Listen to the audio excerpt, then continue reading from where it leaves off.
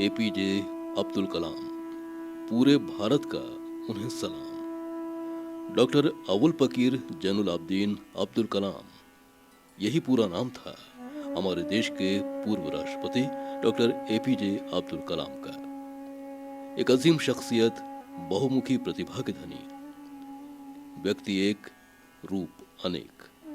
पूरा देश जिनके कार्यों का सम्मान और भावनाओं की कद्र करता है, उनकी सीख पर अमल करना चाहता है, उनके आदर्शों का अनुसरण करना चाहता है और भारत को बनाना चाहता है दुनिया का सिरमौर। कलाम साहब का जाना हर एक को दुखी कर गया, दिलों को तोड़ गया। इस दुनिया से उनकी रुखसत एक बड़ी क्षति है हर किसी के लिए। उनकी जिंदगी के तमाम पहलू कदम कदम पर हमें सबक देते हैं, प्रेरणा देते हैं, जिंदगी की अहमियत से वाकिफ कराते हैं। हमारे भूतपूर्व राष्ट्रपति अब्दुल कलाम साहब के प्रति इस देश के लोगों में कितना प्यार था।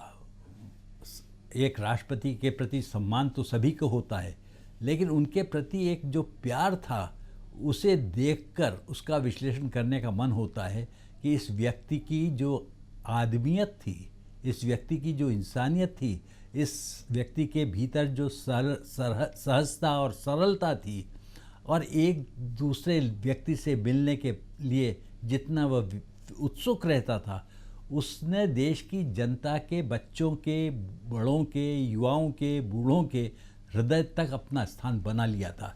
ऐसे व्यक्ति के चले जाने पर यह देश अगर शोक से डूबा हुआ है तो कोई आश्चर्य की बात नहीं।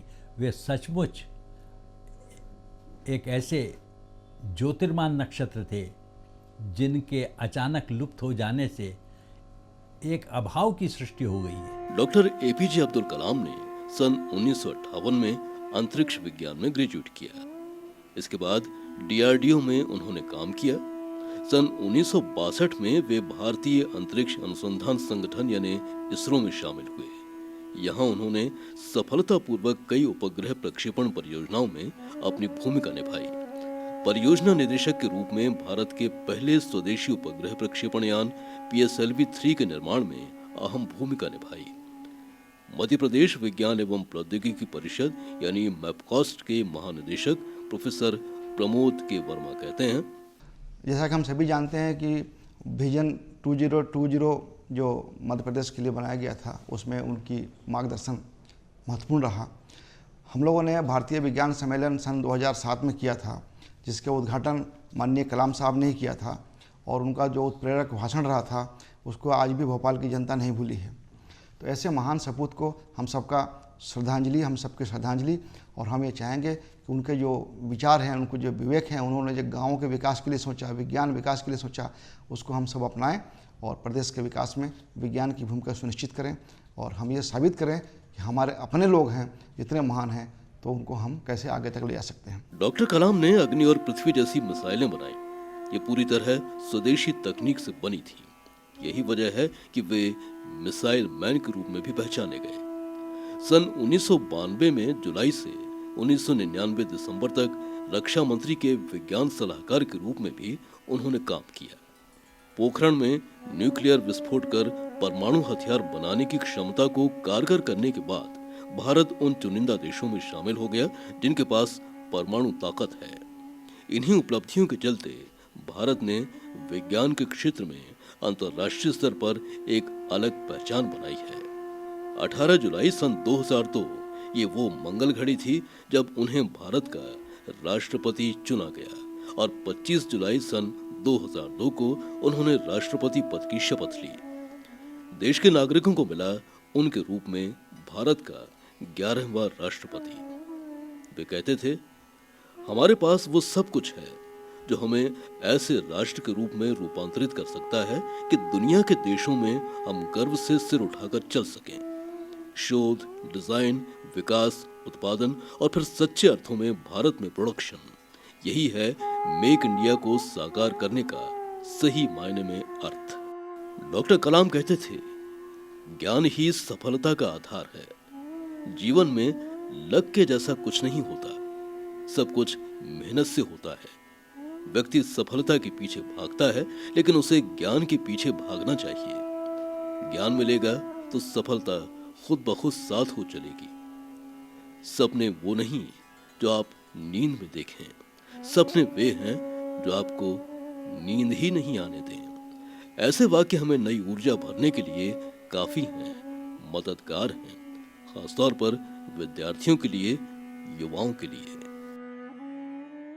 एक बहुत ही महान शख्सियत हमारे देश के लिए, उनके जो विज़न 2020 उनने जो अपना विज़न बताया था अपनी बुक में, वो विज़न हमारे जितने भी स्कूल के विद्यार्थी हैं या दूसरे स्कूलों के भी जो विद्यार्थी हैं वो भी साथ में लेके चलते हैं। सब लोग एक बेहतर इंडिया और बेहतर देश बनाना चाहते हैं।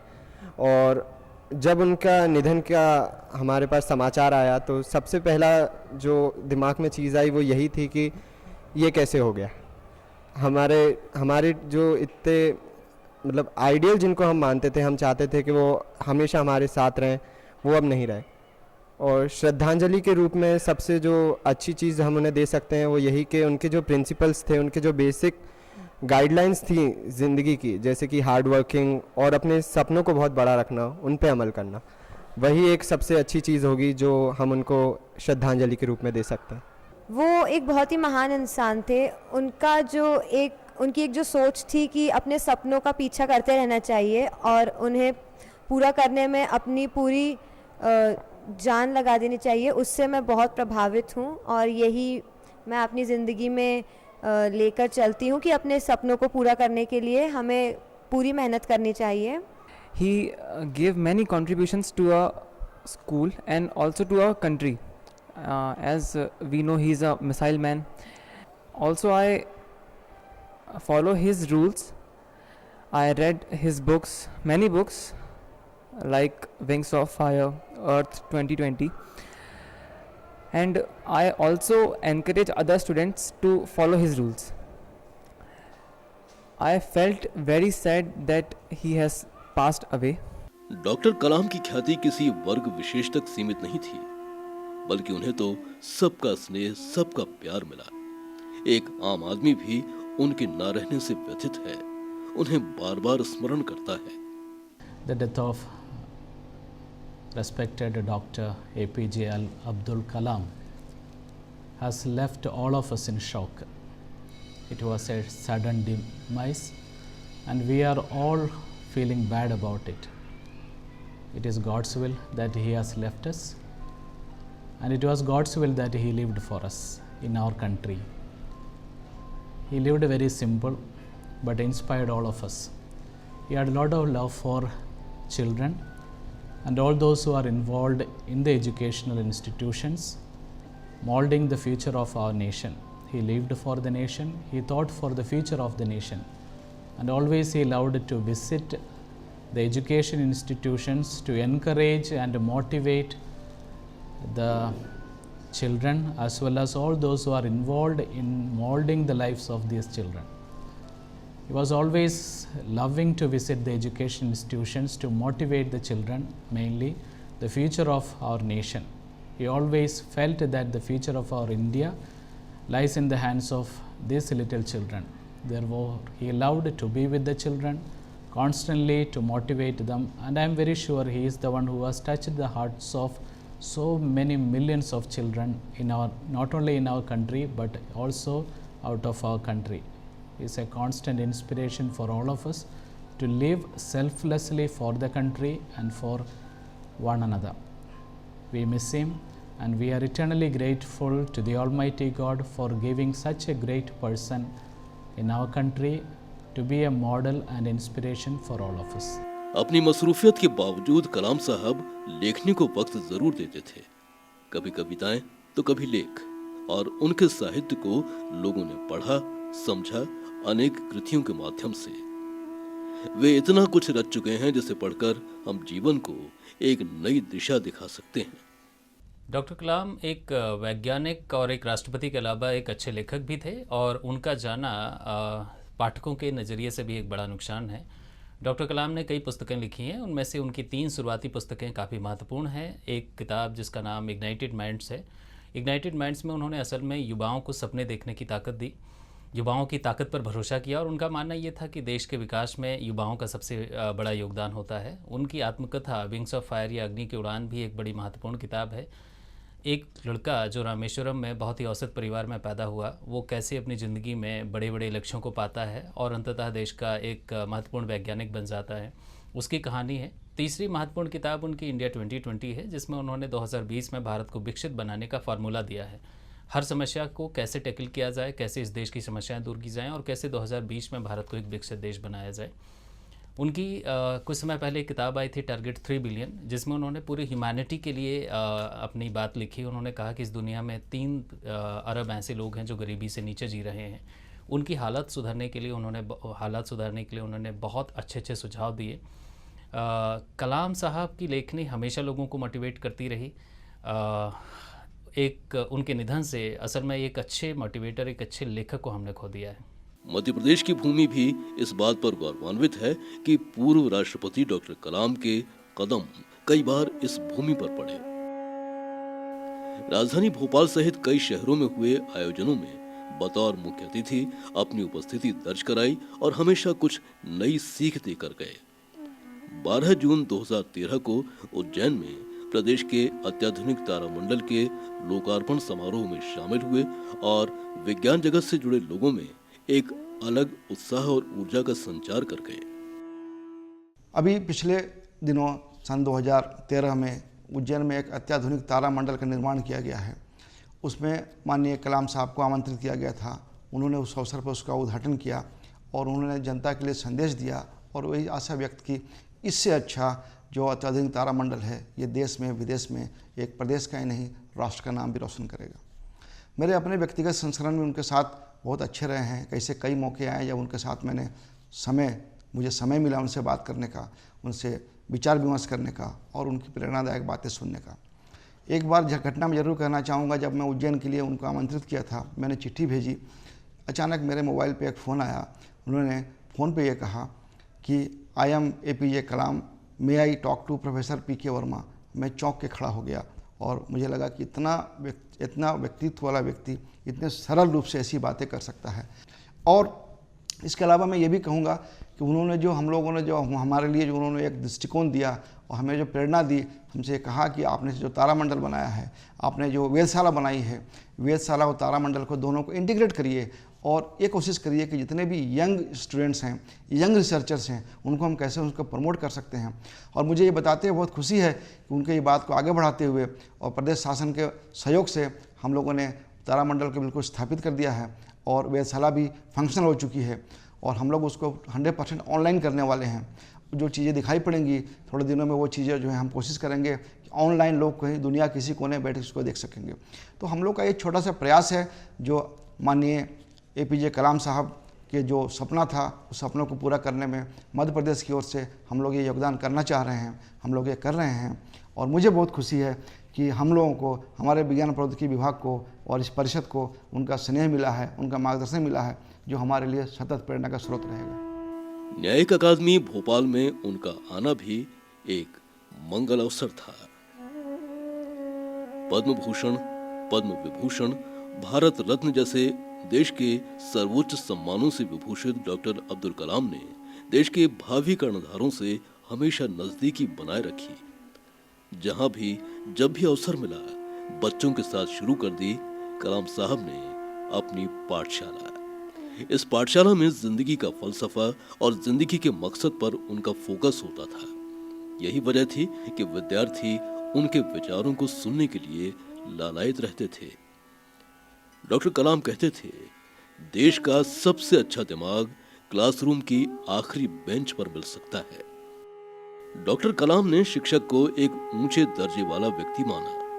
उनकी दृष्टि में एक शिक्षक समाज में सकारात्मक बदलाव लाकर प्रगति की राहें खोल सकता है। उनका मन था कि उन्हें हमेशा एक शिक्षक के रूप में ही याद किया जाए। श्री कलाम जी अपने एक टीचर को हमेशा याद करते थे और वो चाहते थे कि हर बच्चे को उस तरह के टीचर मिले ताकि वो अपना जो भी उनके अंदर हिडन टैलेंट्स है वो बाहर आ सके। तो वो सिर्फ न कि सिर्फ बच्चों के लिए बल्कि टीचर्स के लिए भी एक इंस्पिरेशन थे और हमेशा रहेंगे। तो हम हमेशा अपनी कोशिश करेंगे कि हम जो उनके टीचर जैसे उनके लिए थे, हम आगे किसी और बच्चे के लिए भी वैसे टीचर बन सकें। 2007 में अब्दुल कलाम साहब हमारे स्कूल में आए थे। वो पल ऐसा था कि पूरे स्कूल में एक खुशी का माहौल, एक ऐसा माहौल था कि हर व्यक्ति खुश था उनके आने की खबर सुनकर। जब वो हमारे यहाँ आए, मैं उनको लॉ एकेडमी में लेने के लिए गई थी, तो सिर्फ उन्होंने मुझसे इतना बोला था, जब वो लेक्चर दे करके बाहर आए थे और ये बोल रहे थे कि लेट्स गो वसुंधरा फास्ट। यहाँ आने के बाद का माहौल तो हम कुछ नहीं कह सकते। बच्चों के बीच में आना उनका ये चीज़ थी कि बच्चे उनसे झूम गए थे, एकदम इस कदर झूम गए थे कि उनको छोड़ नहीं रहे थे। बहुत मुश्किल से हम उन्हें स्टेज तक लेकर के आए और उसके बाद कुछ बड़े बच्चों को हमने बुलाया था। उन बच्चों ने फेस टू फेस एक प्रोग्राम हमने ऑर्गेनाइज़ किया था। उसमें उन बच्चों के क्वेश्चंस के उन्होंने जो आंसर्स दिए थे, उन्होंने फिर उस समय को देखा नहीं। आए थे वो हमारे यहाँ 1 घंटे के लिए और कम से कम 5-6 घंटे हमारे स्कूल में रह करके गए थे। डॉक्टर कलाम देश के अनमोल रत्न के रूप में याद किए जाएंगे। उनके व्यक्तित्व और उनके जीवन के पहलुओं को हम विस्तार से जान सकें, विशेषकर नई पीढ़ी, इसी के मद्देनजर मध्य प्रदेश में निर्णय लिया गया कि उनकी जीवनी को पाठ्यक्रम में सम्मिलित किया जाएगा। विश्व पटल पर उनकी ख्याति को देखते हुए संयुक्त राष्ट्र ने उनकी जन्मतिथि 15 अक्टूबर को स्टूडेंट डे के रूप में मनाने की घोषणा की है। ये हम सब के लिए गौरव की बात है। राजधानी भोपाल के रहने वाले राजेंद्र ध्रुवे, जिन्हें कलाम साहब से रूबरू होने का मौका कई बार मिला और उनसे मुलाकात का हर पल उनके लिए स्मरणीय बन गया। डॉक्टर एपीजे अब्दुल कलाम जो हमारे फॉर्मर प्रेसिडेंट रहे हैं, उनसे मेरी जो मुलाकात है बहुत ही बचपने में ही हो गई थी। समवेयर इन 2002 जब मैं उनसे मिला था, जब मैं सिर्फ 2nd स्टैंडर्ड में था। और इंटरेस्टिंग बात तो ये थी कि उन्होंने मुझको एक तरह से एक प्रोजेक्ट दिया हुआ था और मुझे वैसे खास तरह से पता नहीं था कि मुझे किस तरह का प्रोजेक्ट करना है, बट एक टास्क था जो हम लोगों को कंप्लीट करना था। वो कंप्लीट हम लोगों ने कर भी दिया। टास्क था उनकी बुक्स जो थी विंग्स ऑफ फायर और इग्नाइटेड माइंड्स, जो उनकी ऑटोबायोग्राफीज थी, उसको ब्रेल में कन्वर्ट करना था।